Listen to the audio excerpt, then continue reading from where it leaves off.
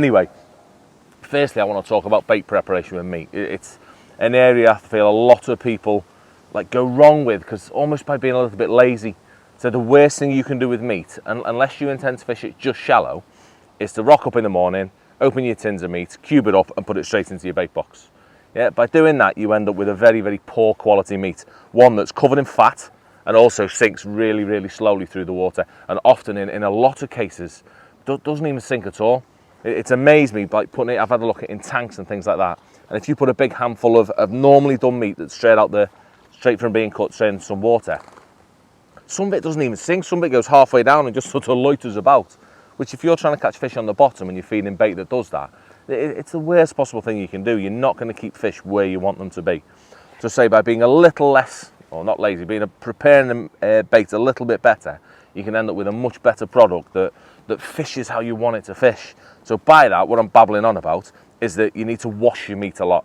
What I've actually done, I've done 2 lots of meat here just to show you the difference. I've got this little bit of meat that I cubed up last night, but I've got on the bank, put it in some water on the bank, and I end up with a horrible, slimy, fatty meat. It's got all slime at the top. It's messy. It's all over my hands just by putting my hands in once. It's horrible. Yeah, it's going to make me fish poorly because I'm going to have fat all over the place. But also the meat, when I feed it, it sinks very, very slowly through the water, and some of it actually pops up and floats all over the place. So it's going to be no good whatsoever for keeping my fish on the bottom. So to fix that problem, what I've done when I cubed my meat up last night at home, what I do, I cube it up, the amount I want to use, put it in a bucket, and then I put a kettle of water over the top of that meat. And what the really hot water does, it sort of emulsifies the fat. It makes the fat all break down and leave the meat. So you end up with a load of white water that you can drain off once you've stirred the meat around a little bit. And then to make sure it's really been done properly, I actually do it again.